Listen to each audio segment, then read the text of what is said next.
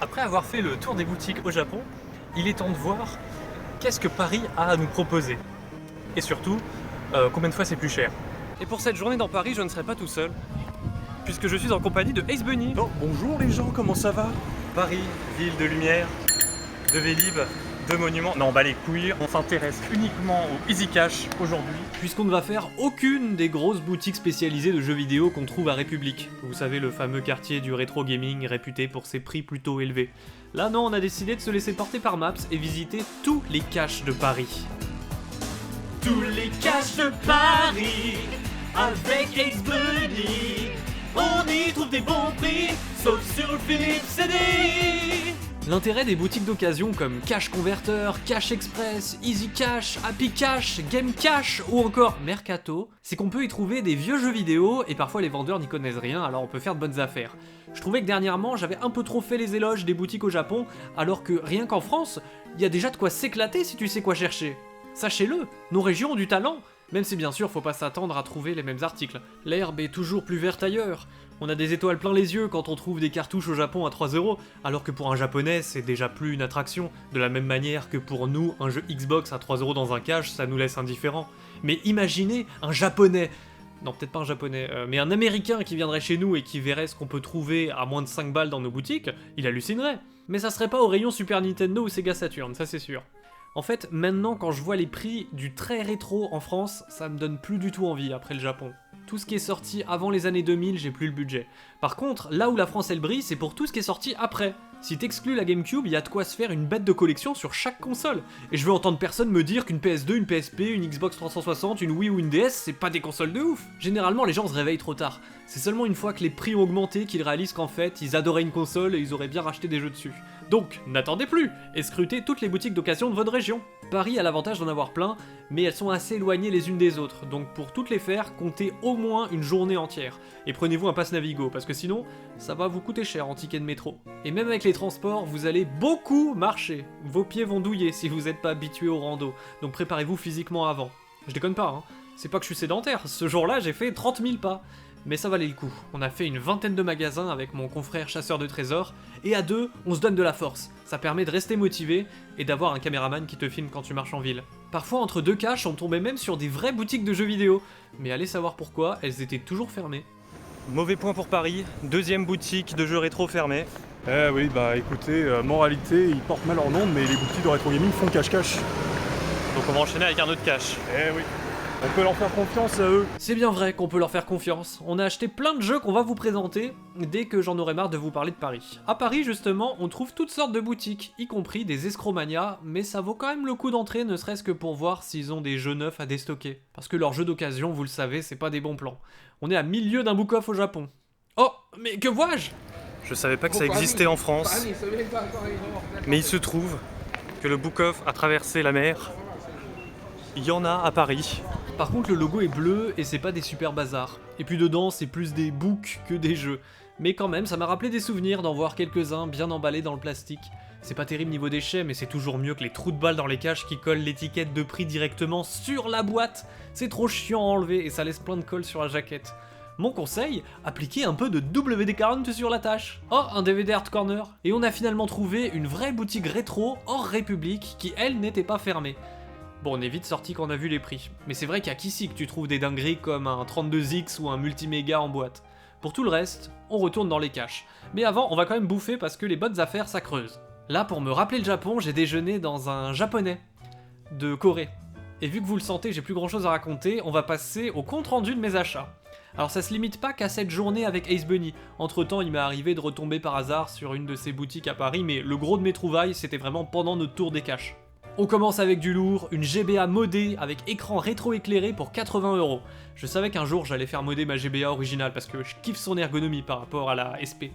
Là, je pense que le Cache Express de Gare de Lyon, il l'a juste prise pour une GBA standard vu le prix. Donc je suis content, ça m'a fait économiser du temps et de l'argent par rapport à si j'avais dû faire toutes les bidouilles à un pro. Sur DS, j'ai trouvé le premier Professeur Layton à 10 balles, c'est pas mal pour se remettre dans le bain avant le prochain. Et Monster Hunter 4 Ultimate 10€ aussi. Je suis pas vraiment un fan de la série, mais j'aime bien tester de nouveaux jeux pour mon Circle Pad Pro. On passe chez Microsoft avec Project Gotham Racing 2 à 3€, Project Gotham Racing 3 à 4€. Je connais pas du tout la série alors je voulais tester. Surtout que le 3 c'est un jeu de lancement 360. Regardez le 00001 sur la tranche. Et moi j'aime bien les jeux de lancement. Le Triple Pack Trials HD Limbo Explosion Man à 10€. Ça c'est trop bien, c'est la seule façon d'avoir ces jeux en physique. Et j'étais surpris, le disque est rétro-compatible Series X. Ça fait 3 icônes sur le menu. Titanfall c'est un jeu Xbox One et pourtant il a eu un portage 360 qui est pas mal techniquement il paraît. Donc pour 1€, je me suis laissé tenter. Et en plus dedans il y avait encore un code d'essai gratuit de 2 jours au Xbox Live Gold. Sauf que vu que ça n'existe plus, ça m'a refilé 2 jours du Game Pass Core. Donc bon deal. Rise 5€ parce que c'était la grosse exclue de lancement de la Xbox One. Et il y avait aussi un code Live Gold pas utilisé. Vous êtes sérieux? Vous en foutez des cadeaux gratuits? Le saviez-vous? Rise a eu une suite. Tales of Arise. Il me tentait et à 13€ c'était un bon prix. En fait la boutique s'est trompée et lui a collé une étiquette Tales of Vesperia. On passe chez Sony avec la Street Fighter 30e anniversaire collection. Elle je la voulais sur la PS4 parce que c'est la manette actuelle qui a la meilleure croix selon moi. 18€ chez Micromania. Désolé mais comme quoi sur ce coup là j'ai pas trouvé moins cher ailleurs avec la boîte en français. Guitar Hero Metallica à 7€. J'ai chopé une guitare PS2 il y a quelques temps, ça me fera un prétexte pour la sortir. Sur PS3, je me suis fait plaisir sur mon fétichisme des jeux de lancement avec 3 jeux sortis Day One en Europe en même temps que la console.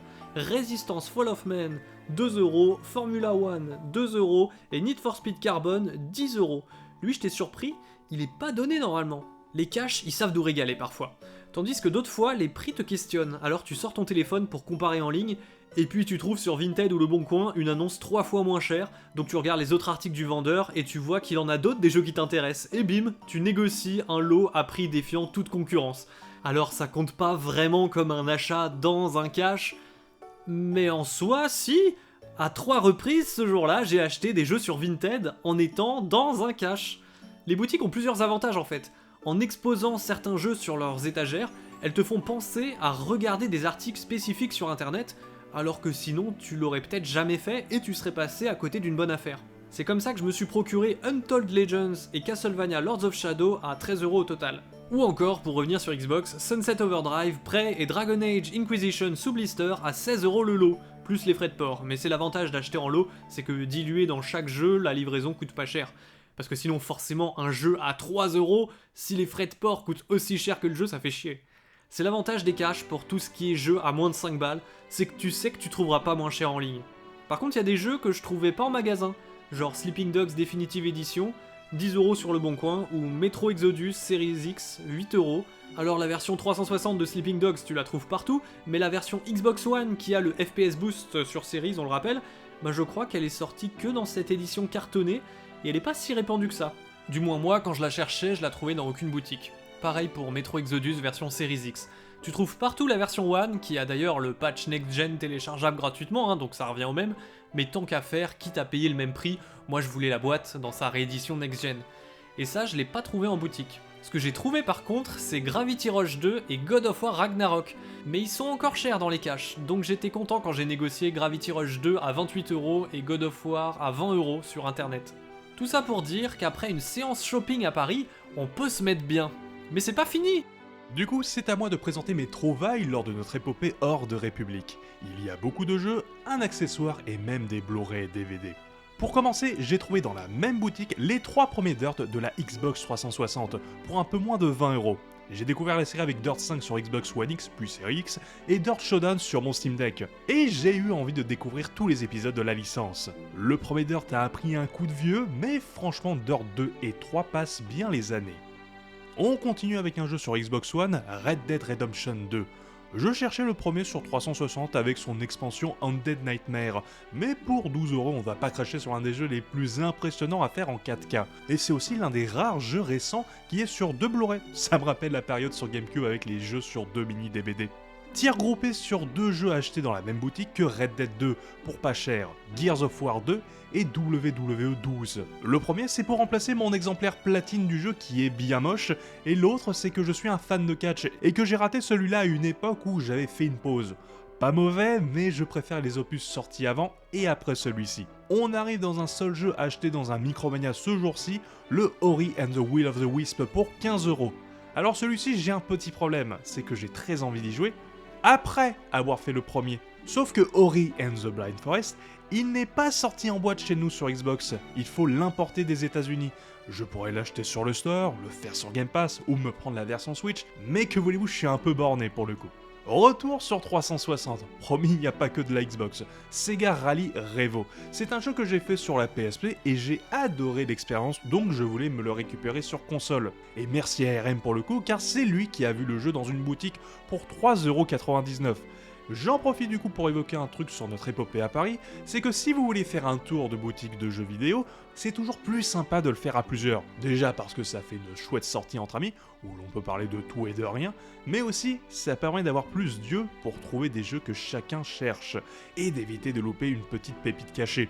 C'est également le bon moment pour moi de parler de mes achats Blu-ray et DVD, car il n'y a pas que le jeu vidéo dans la vie. Quoi? Indiana Jones 3 pour 12€ en Blu-ray 4K. Un classique de Spielberg, mon préféré des trois. Il y a eu 2 films après. Si vous voulez acheter des Blu-ray 4K, n'hésitez pas à acheter en Allemagne, ils éditent un maximum de films dans ce format avec VO et VF. Le WDVD Putain 15 ans pour 2€, qui montre les coulisses des Guignols de la Four en 2003, avec les auteurs, imitateurs et les personnalités de l'époque qui ont eu droit à une marionnette. Et pour terminer, Jackass 3D pour 2,99€ en Blu-ray italien, car pourquoi pas, probablement des 4 le plus ambitieux et après visionnage, mon préféré avec Jackass Forever. Alors pour le coup, je ne pensais pas acheter un accessoire lors de notre expédition, mais un très sympathique vendeur et un prix qui défie toute concurrence, je n'ai pas pu résister pour un Kinect pour 3,99€. Aujourd'hui, Kinect, on le voit comme un échec cuisant de Microsoft, mais en réalité, c'est 24 millions de cette caméra qui a été vendue. C'est pas le but de la vidéo, mais n'hésitez pas à vous renseigner sur l'histoire de Feu Project Intel, car c'est passionnant. Ah, et aussi dans la même boutique, j'ai trouvé Deathloop pour 11,99€. Je n'ai pas de PS5, mais mon frère en a une, et du coup, vu que ce n'était pas cher pour un jeu de cette génération, pourquoi pas lui faire un cadeau, car c'est avant tout ça, la passion du jeu vidéo. Non, c'est faux, c'est pour spéculer à mort. Au jeu suivant, Alien Syndrome sur Wii. Je ne sais même pas pourquoi j'ai acheté ce jeu, c'est un shooter vidéo, un peu comme Dead Nation, suite d'un jeu Sega du même nom sorti en arcade en 87. J'ai dû culpabiliser d'avoir acheté trop de jeux X-Boîte, surtout que pour 4,95€, c'est pas forcément le meilleur des prix. Contrairement à Project Gotham Racing 2, dans la même boutique pour 2,95€. Alors mon exemplaire a pris le soleil, mais pour 3 balles, ça va, je vais pas faire la fine bouche, et en plus il est complet. Les PGR, c'est les suites spirituelles de Metropolis Street Racing, un jeu de course de la Dreamcast, et la licence contient 2 opus, 2 sur la première Xbox et 2 sur Xbox 360. C'est moins simulation qu'un Gran Turismo ou un Forza, mais sans être de l'arcade. C'est une chouette série de jeux à faire, je vous conseille. Et cet achat de la première Xbox m'a donné le goût pour acheter un autre jeu de course sur la console, le premier Forza Motorsport. Alors pour info, j'adore la saga Forza Horizon. J'ai tous les opus, même la version Xbox 360 du deuxième opus qui est bien. Moche, oui, mais il est bien. Du coup, même si je suis pas un aficionados de la licence Motorsport, je voulais avoir le premier dans ma collection, et pour 5,99€, c'est chose faite. Et mon dernier achat de cette journée, dans mon étonnement pour 2,99€, c'est Dance Central. Avant ce jour, je n'aurais pas imaginé m'intéresser à la ludothèque Kinect. Et le collectionneur en moi a fait une découverte. Comme tout le monde déteste cet accessoire, les jeux Kinect sur 360 ne valent rien. Abandonnez vos collections Neo Geo, the place to be, c'est Kinect les gars. Alors pour le coup, je vais aller beaucoup plus vite pour ce deuxième jour, qui a été chacun de notre côté. MGS5 The Phantom Pain sur Xbox One pour 7€, le dernier MGS produit et réalisé par Kojima. Burnout Paradise sur Xbox One pour 4,99€, sympathique mais je préfère Burnout 3 Takedown. Tir groupé de 3 jeux Kinect, Dance Central 3, car j'ai pas trouvé le 2, Kinect Adventure et Kinect Star Wars, car c'est Kinect Star Wars les gars. 2 jeux achetés dans un autre Micromania, 2 jeux d'occasion pour 10€, Killzone Shadow Falls, jeu de lancement de la PS4, et on se demande comment elle a réussi à cartonner avec un jeu pareil, Wolfenstein Youngblood sur Xbox One, jeu dérivé de The New Colossus, orienté coopération, et enfin Days Gone sur PS4 pour 12,99€, un jeu d'action TPS avec des motos et des zombies, et il y a même l'apprenti du pouvoir de la force qui joue le gentil. Pour conclure cette vidéo de notre tour des caches à Paris, je dirais que j'ai mal aux pieds Je dirais que la principale différence entre aller à République et faire le tour de Paris, ce sont les jeux que vous allez trouver. Si vous êtes à la recherche de jeux d'avant les années 2000, excepté la PlayStation, vous allez être déçus. Cependant, si vous êtes en recherche des jeux des années 2000 et 2010, vous êtes à l'endroit idéal. Vous avez des jeux en nombre et surtout beaucoup qui sont entre 5 et 15 euros, voire même beaucoup moins. Et on parle ici des caches et autres boutiques dans Paris. Nous ne sommes pas allés dans les boutiques en périphérie et encore moins les caches dans les autres régions. Vous l'aurez remarqué, mais dans cette vidéo, j'ai avant tout acheté des jeux pour les consoles Xbox. La raison est simple, les jeux ils sont moins chers que leurs équivalents sur PlayStation et Nintendo. Cela peut aller du simple au triple, notamment sur l'ère PS2, GameCube, Xbox.